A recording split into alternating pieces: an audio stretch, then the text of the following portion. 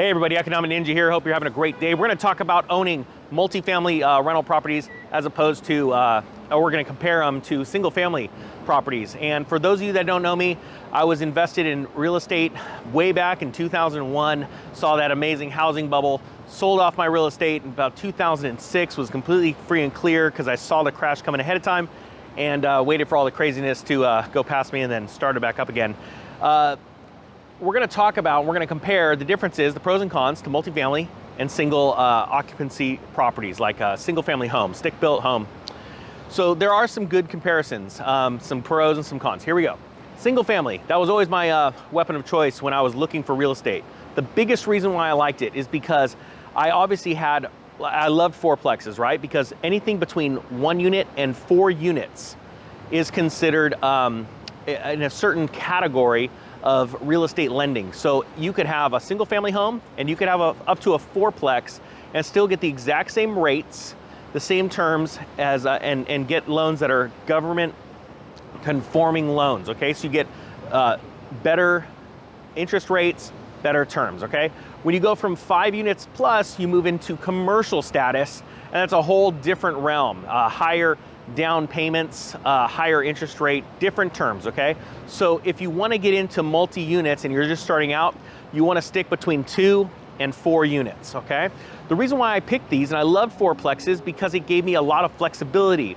If somebody moved out of my one of the units of the fourplex, I still had 3 of the units bringing in income. Whereas opposed to if I had a single family home and we had a tenant just normally move out, because renters do that. They leave because of job changes, all kinds of different reasons, right? Some of your tenants will become homeowners themselves and they'll leave your rental. Well, if they're in a single family unit, and it may take you between cleaning, prepping, marketing, and getting somebody else in there, you may go as long as 2 months, even worse sometimes. And that is now 0 cash flow. So on a fourplex, I could have 3 of the 4 units leave and I'm still getting something in my pocket, right? And that definitely takes the burden off of my balance sheet, my monthly balance sheet. So that is one of the big pros.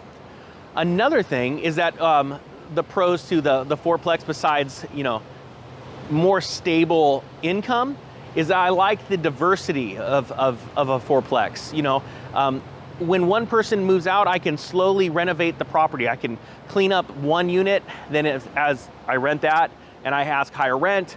The next unit, somebody leaves, I start to renovate that.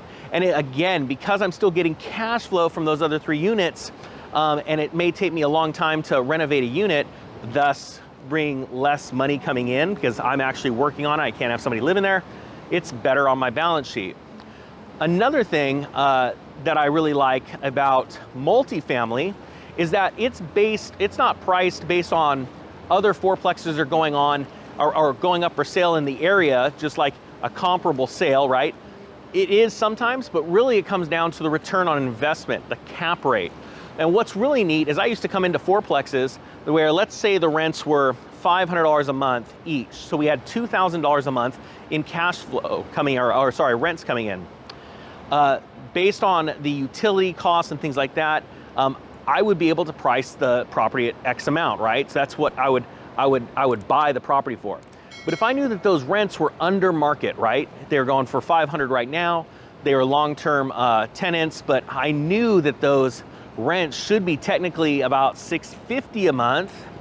What I could start doing is either raise them right away, which I never do. I didn't like doing that. I would never buy a property and raise the rents. That always sets you off on a bad footing with your tenants. It's just not cool, honestly. And that kind of stuff comes back to you. But what I would do is, as one person would leave, I would raise the rent to $650 if it was market rates. Then a new tenant comes in, and what happens is my income just increased $150. As the next person comes in or leaves, I boost that rent to $650 or maybe even more depending on the market. And now I've got an additional $300. Well, what that does is I'm bringing in more income for that property. The value of the property raises, because when I go to sell the property, I'm now not selling the property based off of this produces $2,000 a month to the next investor. I'm saying this now produces, let's say, $2,500 or $3,000 a month. And that is really, really neat. It also takes a lot of the guesswork out of This is so crazy. I'm literally sitting here next to the water, and I've never seen one of these in true life. I gotta share this with you guys. We literally have a manatee swimming right up to me. Hey, this is real stuff. Hey guys, we're gonna talk real estate if you want in on this. Super cool. We're gonna finish this video. So my point being is that there's a lot of flexibility there. It takes a lot of the guesswork out of it. The other thing that's really neat is, now we're gonna move over to single family. Now we already know the cons. If one person moves out, you have no cash flow.